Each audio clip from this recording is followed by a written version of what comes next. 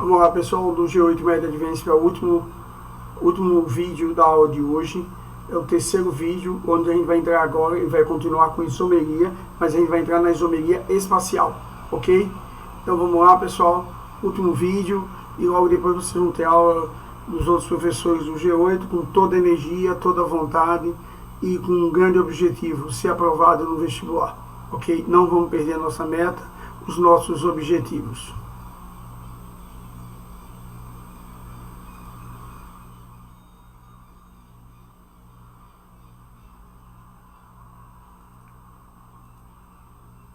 Bom, a isomeria espacial, a diferença é que você não vai perceber nenhuma estrutura plana que permita você identificar a isomeria. Não, no plano não há diferença.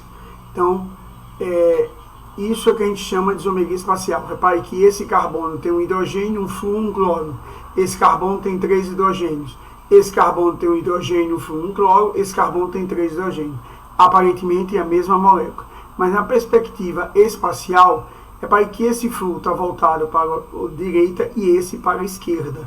Então, toda vez que eu preciso da estrutura espacial, a visualização espacial, para perceber a diferença entre os compostos citados na prova, você está em isomeria espacial.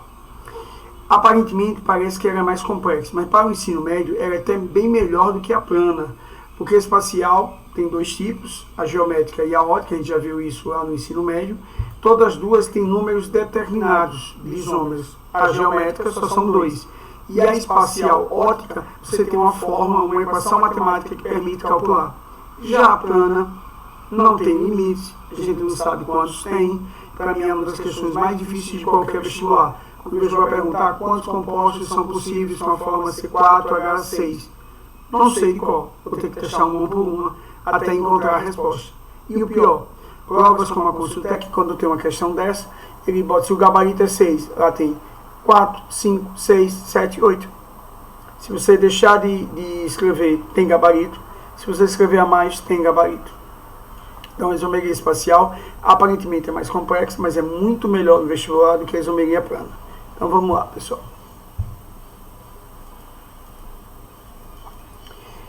Isomeria espacial é aquela que pode ser explicada por meio de estruturas, formas espaciais e também chamada de estereoisomeria. A isomeria espacial se divide em geométrica e ótica. A geométrica, na verdade, são dois tipos. A geométrica cis-trans e a geométrica EZ. A ótica, não. A geométrica tem dois. A ótica teria um outro, mas o ensino médio não aborda. Então você teria geométrica cis-trans e geométrica EZ. E eu vou explicar as duas.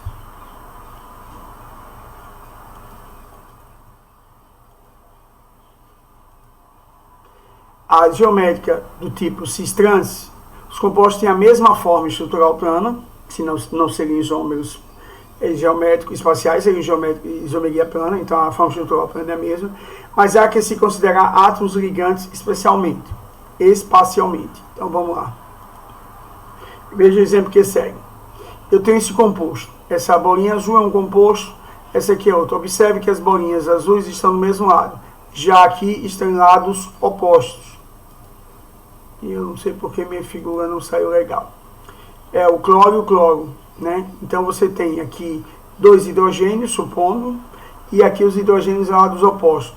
Aí é a forma trans. No mesmo lado é a forma cis. Mas observe que a geométrica cis-trans só tem 2 ligantes. Aqui porque eu pintei errado, só tem 2 ligantes. 2 ligantes diferentes apenas. Mais de 2 ligantes não seria geométrica cis-trans, seria EZ. Você tem um cis 1,2 de cloroeteno, os 2 cloros na mesma posição, ou os 2 hidrogênios na mesma posição, tanto faz, e o trans 1,2 de cloroetano. Aí vamos aproveitar para discutir aqui uma coisa importante, que são as propriedades. Nesse cis, os átomos iguais estão na parte superior, átomos iguais na parte inferior. Então a força resultante aqui não vai ser 0, porque esse lado pode ser mais forte do que esse. Já aqui eu tenho lados, ligantes iguais em lados opostos. Ligantes iguais em lados opostos, então a força resultante é 0. Ou seja, todo trans tende a ser apolar, todo cis tende a ser polar. E aí altera ponto de fusão, ponto de ebulição, correto? Então é extremamente importante saber essa propriedade. As propriedades físicas dos isômeros cis-trans são diferentes. Ok? Pronto. Aí agora o visual ficou melhor. É o cis de cloroetano e o trans 1,2 de cloroetano. Aí você tem os mesmos ligantes no mesmo plano, ligantes diferentes em planos opostos ao trans. Correto? Por que tem que ter a ligação dupla? Porque a ligação dupla separa o plano em dois semiplanos. Se tivesse ligação simples, ele teria livre rotação, então não teria isomeria geométrica. Na simples não pode. E por que na tripla não tem? Porque se você botar uma ligação tripla, vai separar em dois semiplanos. Mas você vai ter um ligante, não vão ter dois. Então você não vai ter o plano superior diferente do plano inferior. Por isso que isso acontece com a ligação dupla. E seus etenos e alcenos e seus derivados. Precisa ser alceno, basta ter uma ligação dupla e ter dois ligantes diferentes no mesmo carbono. Porque se os ligantes são iguais, não há diferença de cima ou de baixo. Ok? Então tem que ser uma ligação dupla, não precisa necessariamente ser um alceno, uma ligação dupla, e dois ligantes diferentes no mesmo carbono. Ligantes iguais no mesmo plano, subplano, forma cis. Ligantes iguais em subplanos opostos, forma trans.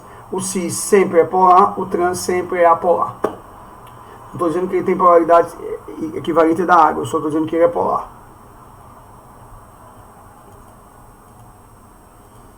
Então vamos lá. Só tem a condição para existir isomeria cis-trans é a existência de uma dupla ligação, como eu tinha dito, e que apresenta a estrutura dois ligantes, R1 e R2, apenas R1 e R2. Se aparecer R1, R2 e R3, é isomeria geométrica, mas do tipo EZ, com R4 é Z. Dois ligantes diferentes apenas, cis-trans, mais de dois é Z.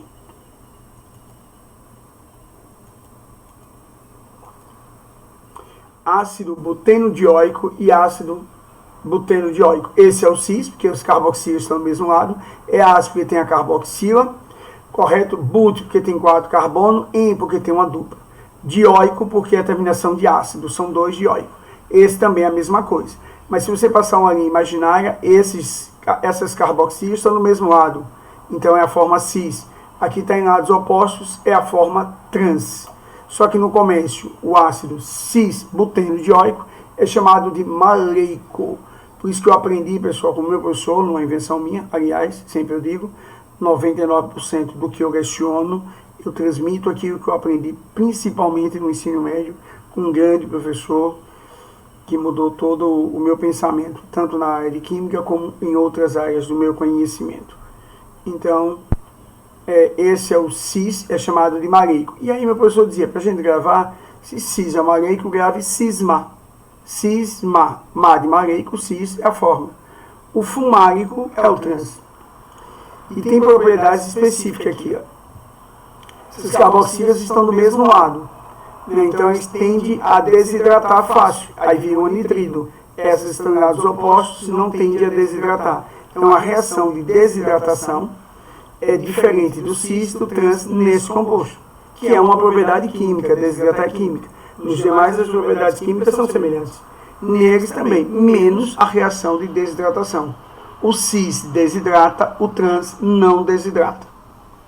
E aí é lógico, vai ter propriedade de solubilidade em água também diferente. Ok? Ponto de fusão e etc. Pronto, aqui é ponto de fusão do maleico. O maleico está no mesmo lado. 130, o fumárico maior. Porque como esse desidrata, deixa de ser ácido. E deixa de ter ligação de hidrogênio, altera o seu ponto de fusão. Solubilidade em água, a mesma coisa. Se esse deixa de ser ácido, deixa de ser bastante polar. Como esse é bastante polar, vamos analisar devagar. Esse tem, e eu confundi aqui os termos. Ponto de fusão, por que alterou? Porque o trans não desidrata e o cis desidrata. Ok? Solubilidade em água. O maleico é solúvel. Por que o maleico é solúvel? Porque ele pode formar as duas pontes do mesmo lado, atraindo.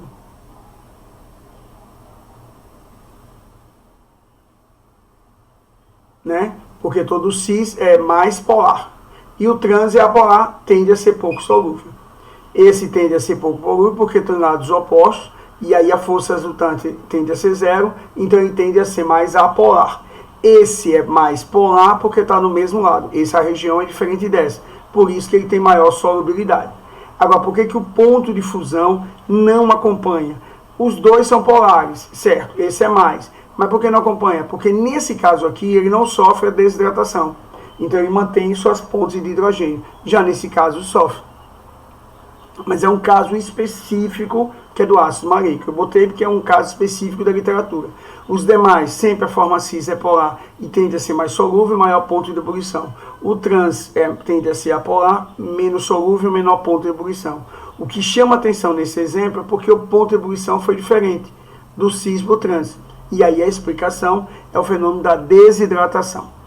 Ok, pessoal? Eu olhei um valor, fui falando um outro aí, né? E diante da câmera eu já fiquei nervoso, aí tentei consertar. Agora estou mais calmo, mais tranquilo e visualizando melhor. Ou seja, é um caso específico. Os isômeros cis tendem a ser polar e por isso, consequentemente, maior ponto de ebulição, maior solubilidade em água. Isso é o que a química esperava. Quando chegou nesse exemplo, tudo bem. Em relação à solubilidade encaixou, mas não encaixou em relação ao ponto de fusão e ebulição. E por que não acompanhou? Aí tem a explicação só para ele. Ele tende a desidratar, perde a capacidade, quando desidrata, da ideia do ponto de ebulição ser alterado.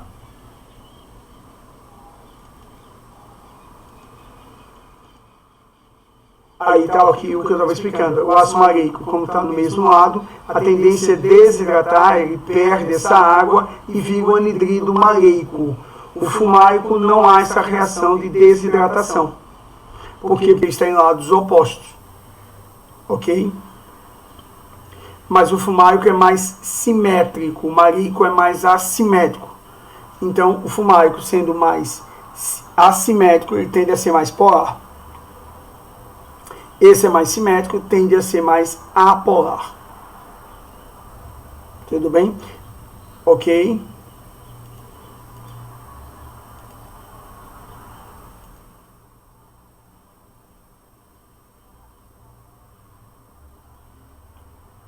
Então vamos ver agora a isomeria cis-trans numa forma cíclica. Eu tenho esses aqui, tudo aqui é hidrogênio, aqui é cloro. Os dois cloros estão para cima. Os dois cloros estão em lados opostos. Então esse vai ser o cis 1,2 de cloro, propano, ciclopropano. E esse vai ser o trans 1,2 de cloro, ciclopropano. Então a isomeria ótica se restringe à geométrica a dois momentos. Ou ter ligação dupla, ou o composto ser ciclo, desde que os dois ligantes do mesmo carbono sejam diferentes. Tudo bem? Cai muito pouco na forma cíclica, mas a forma cíclica também tem atividade ótica.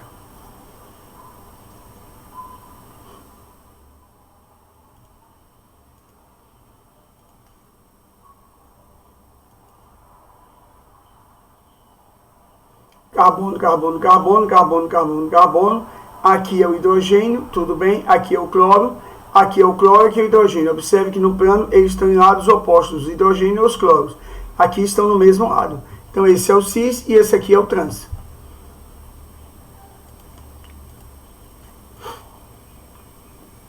Pronto, aí agora você tem os isômeros, né, dos ácidos graxos. Aqui é um ácido graxo, aqui é o ácido oleico 9, cis 18,1. 18,1 é porque ele tem 18 carbonos, 1 em saturação. Ok? 18 carbonos, 1 em saturação. 18 carbonos, nenhuma em saturação. Então esses são mais insaturados e esse é mais saturado. O mais saturado tende a formar gordura, os insaturados tendem a formar óleo. O 9 é porque começando da cauda, 1, 2, 3, 4, 5, 6, 7, 8, 9. Está a ligação dupla. Nesse também.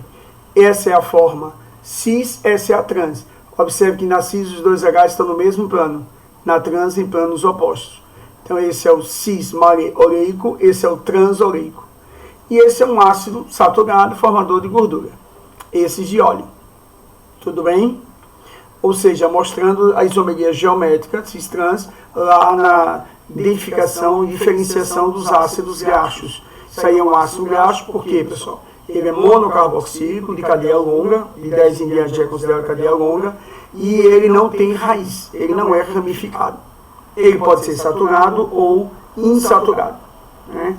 aí a isomeria nos ácidos graxos, que são precursores de óleos e gorduras, ok?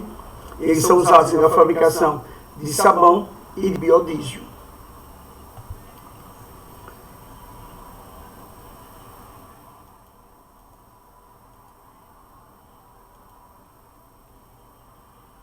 Isomeria ótica eu vou começar na próxima aula, ok? E aí eu falo de isomeria ótica e entro nas propriedades. Se eu tiver um pouquinho acelerado, vocês me dão um toque de retorno, porque eu estou preocupado por causa do número de aulas que faltam para encerrar o período de vocês. E eu ainda tenho reações orgânicas e falar também de bioquímica e polímero. Aí, se faltou algum detalhe ou eu fui muito rápido, vocês usem para tirar dúvida. Eu estou à disposição de vocês até 15 para as 8, mas independente desse horário, eu estou sempre à disposição. Não respondo logo, e eu peço já desculpa a vocês, porque eu estou cheio de aula no sistema EAD, que é uma novidade para mim, e está me consumindo muito do meu tempo.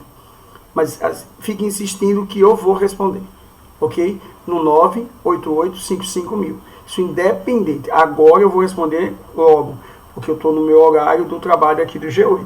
Eu estou comentando fora desse horário, porque eu tenho outras atividades que eu estou também elaborando. Então, mas você insista, ok? Sapinho, cadê minha dúvida? Cadê minha dúvida?